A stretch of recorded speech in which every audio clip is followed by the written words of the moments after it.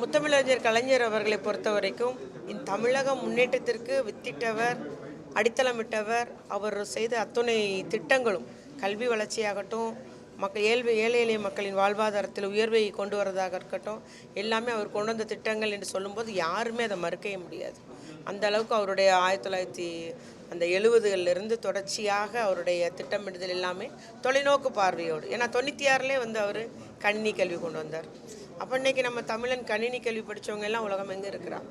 இவ்வாறு ஒன்று ஒன்றா சொல்லிட்டு இருக்கலாம். பெண்களுக்கு 89லேயே சொத்துரிமை கொடுத்தாரு, வேலைவாய்ப்பில் இடஒதுக்கீடு கொடுத்தாரு, இலவச பட்டா வழங்குறதுலாம் பெண்கள் பேரில் கொடுத்தாரு. இந்த மாதிரி பார்த்து எதெல்லாம் நம்ம ஒரு சமூக நீதியை நிலைநாட்ட முடியும், சமத்துவம் கொண்டு முடியும் அப்படின்னு பார்த்து செய்தவர் தான் முத்தமிழறிஞர் கலைஞர் அவர்கள்.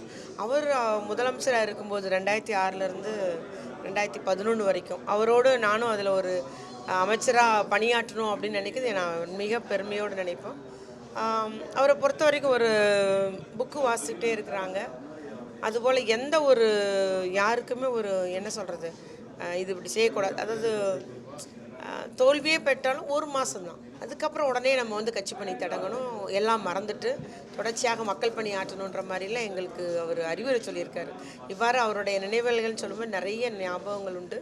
எல்லாமே அவர் எங்களை வழி நடத்தணும், சொல்லிக் கொடுக்கணும் அப்படின்ற மாதிரி ஒரு சிறந்த ஒரு தலைவராக இருந்தவர். இன்றைக்கி நம்முடைய முதலமைச்சர் தளபதியாரும் அவருடைய வழித்தடத்தில் கொள்கை பிசகாமல் அவர் எடுத்து வச்ச எல்லா காரியத்தையும் தொடர்ச்சியாக எல்லாருக்கும் எல்லாம்னு கொண்டு போயிட்டுருக்கிறாரு. நிச்சயமாக அது மக்கள் அதனால் பலனடைந்து வருகிறார்.